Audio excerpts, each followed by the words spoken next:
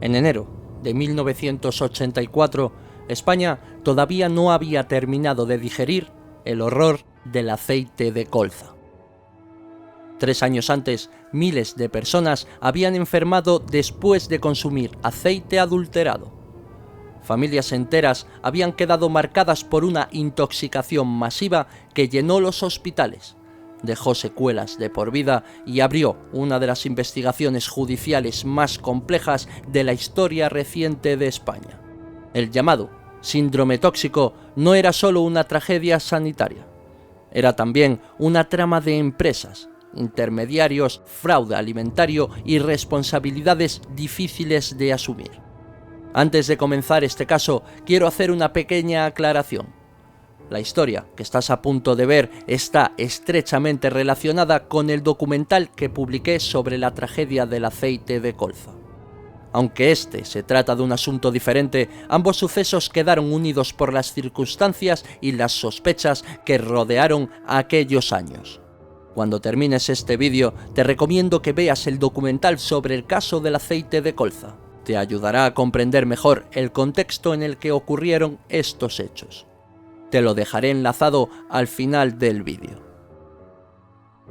En medio del escándalo del aceite de colza, apareció otro caso.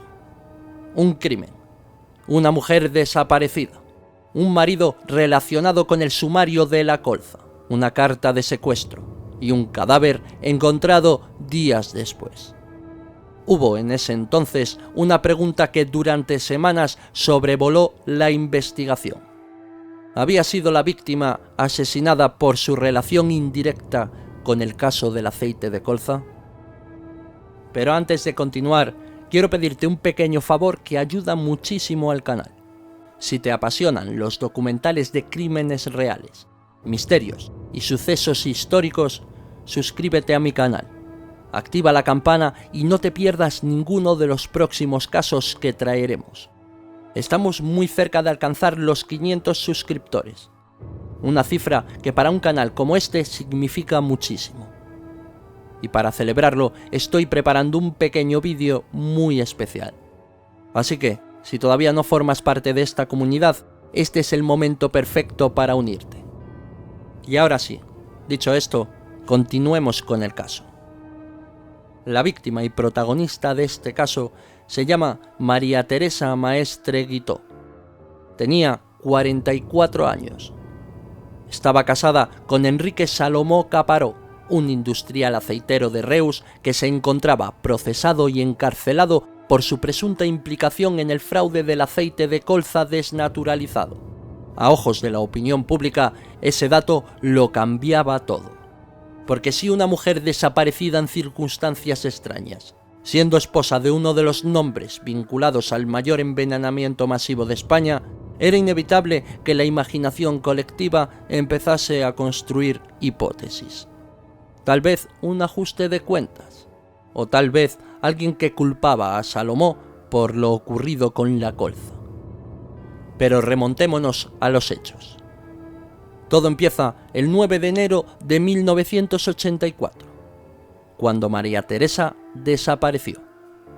Aquel día había acompañado a su hija a la estación de tren de Reus. Después realizó varias compras.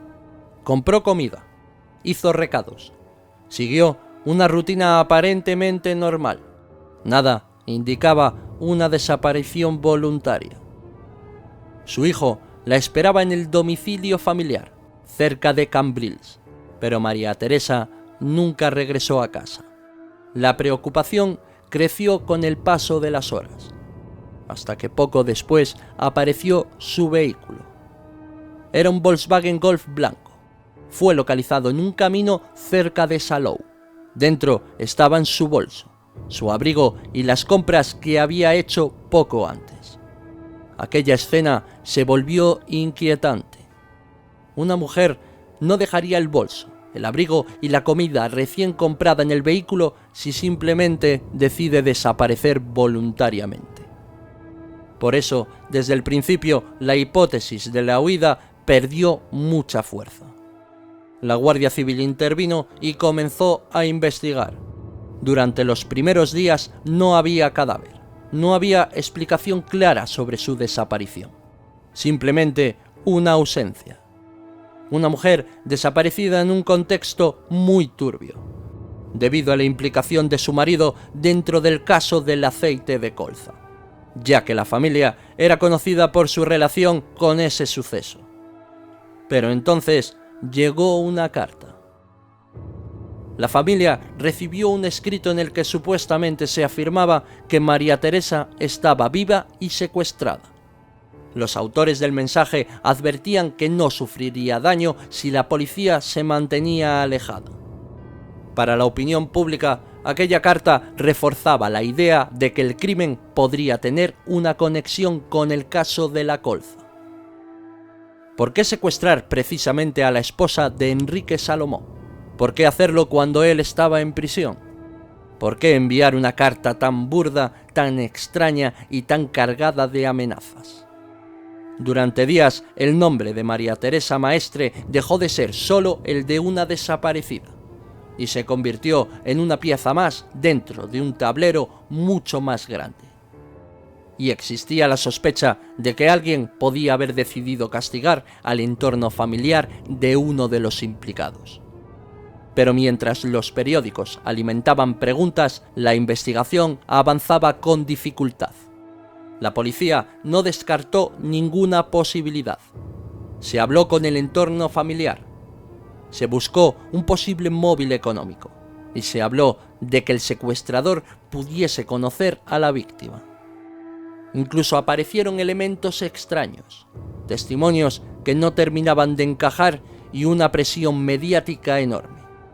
Durante unos días, el caso pareció abrirse en muchas direcciones, hasta que llegó el horror. El 23 de enero de 1984, el cuerpo de María Teresa Maestre fue encontrado en un descampado de Cambrils. Había sido descuartizada y ocultado su cadáver dentro de bolsas de plástico. La desaparición ya no era una desaparición. El secuestro ya no era un secuestro. Ahora se convertía en un asesinato. La brutalidad del hallazgo terminó de convertir el caso en una de las historias criminales más oscuras de la España de los 80. A partir de ese momento, las sospechas se multiplicaron. Para muchos, la conexión con el caso de la colza seguía siendo demasiado evidente como para ignorarla. María Teresa no era una víctima anónima. Su marido no era un ciudadano cualquiera. Enrique Salomó estaba procesado por un caso que había causado miles de afectados y un dolor social inmenso. Había familias destrozadas por el síndrome tóxico.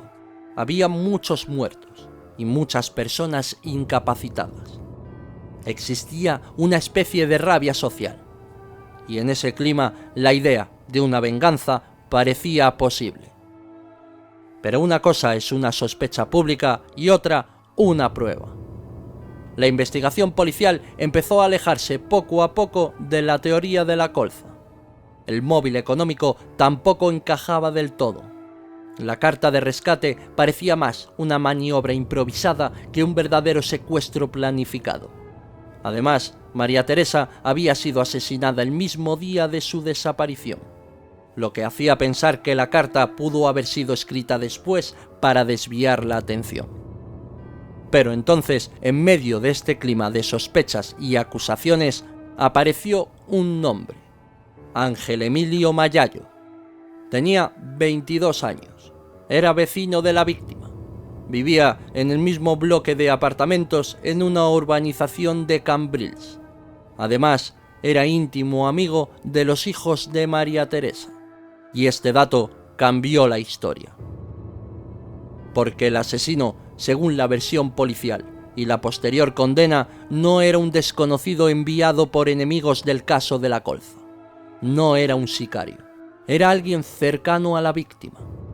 Alguien a quien María Teresa conocía. La policía reconstruyó que María Teresa entró voluntariamente en el apartamento de la familia Mayallo. Según la versión policial, lo hizo para pedir un número de teléfono. Una escena aparentemente cotidiana. Una mujer que conoce al joven que lo ha visto durante años, que sabe que es amigo de sus hijos y del que no percibe un peligro inmediato. Pero una vez dentro de la casa, todo cambió. Por razones que nunca quedaron completamente claras, Ángel Emilio Mayallo la golpeó en la cabeza con una barra de hierro de las utilizadas para desmontar neumáticos. La agresión fue brutal. El joven golpeó a la víctima hasta destrozarle completamente el cráneo. Mayallo habría utilizado el coche de la víctima para trasladarlo hasta ese camino en Salou, donde lo abandonó con el bolso, el abrigo y las compras en el interior. El objetivo era desviar la investigación y dar la impresión de que María Teresa había desaparecido en otro lugar. Después regresó a su apartamento, donde ocultó el cadáver antes de trasladarlo, días más tarde, a su vivienda de Reus, y finalmente abandonar las bolsas con el cadáver de María Teresa dentro en un vertedero de Cambrils. El propio Mayallo participó en la búsqueda del coche. Según la investigación, al día siguiente de la desaparición, acompañó a familiares y colaboradores en las gestiones para localizar a María Teresa. Incluso el vehículo fue encontrado durante una de esas búsquedas en las que él mismo estaba presente. La Guardia Civil, finalmente el 26 de marzo de 1984, detuvo a Ángel Emilio Mayallo en la cafetería del Hotel Gaudí de Reus. Para entonces la policía ya tenía una pista decisiva: la carta de rescate. Los investigadores habían localizado en su domicilio una máquina de escribir y folios de papel especial, de un origen francés, que coincidían con los utilizados para redactar el anónimo enviado a la familia. Cuando la policía confrontó a Mayallo con estas coincidencias, el joven acabó confesando inicialmente el crimen. Con esta detención, los investigadores consideraron el caso prácticamente resuelto, aunque seguían existiendo preguntas muy incómodas. ¿Por qué lo hizo? ¿Por qué tanta violencia? ¿Por qué escribir una carta de rescate si ya estaba muerta? Y sobre todo, ¿había actuado completamente solo? La respuesta judicial fue que sí. Ángel Emilio Mayallo fue condenado como único autor del asesinato. Pero el caso nunca dejó de arrastrar sombras. En 1985 comenzó el juicio en la Audiencia Provincial de Tarragona. Allí Mayallo cambió de postura. Negó haber asesinado a María Teresa y no explicó de forma convincente por qué antes se había declarado culpable. El juicio fue seguido con enorme atención, no solo por la dureza del crimen, sino por todo lo que lo rodeaba. La víctima era la esposa de un procesado por el tema de la colza. El crimen había sido disfrazado con una falsa carta de secuestro. El acusado era un joven vecino, amigo de la familia, alguien que había convivido con el entorno de la mujer. El tribunal no aceptó su negativa y el 6 de julio de 1985 Ángel Emilio Mayallo fue condenado a 21 años de prisión por el asesinato de María Teresa Mestre Guitó, y también se le impuso una indemnización de 11 millones de pesetas a la familia de la mujer.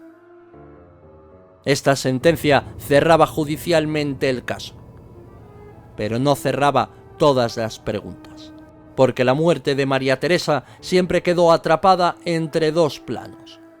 El primero era el plano judicial, pero el segundo plano era el plano simbólico.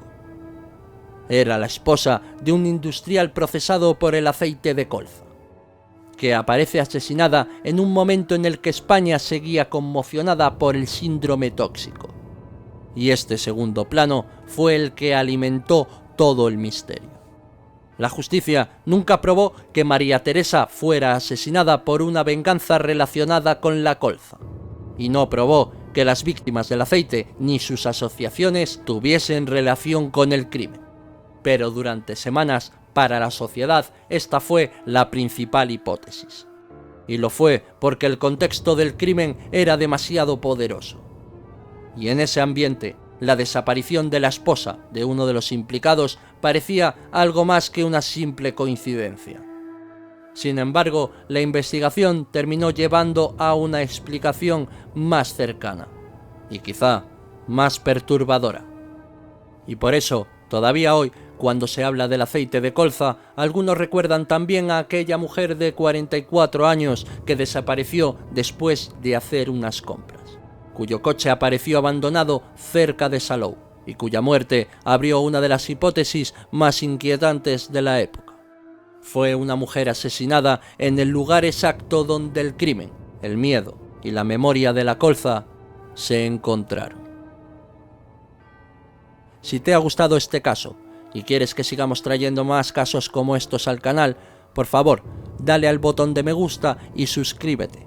También puedes dejar en la caja de comentarios qué te ha parecido este caso y qué otros casos quieres que traigamos aquí al canal. Muchísimas gracias por quedarte hasta el final. Esto es Real Crimen y nos vemos en el siguiente vídeo.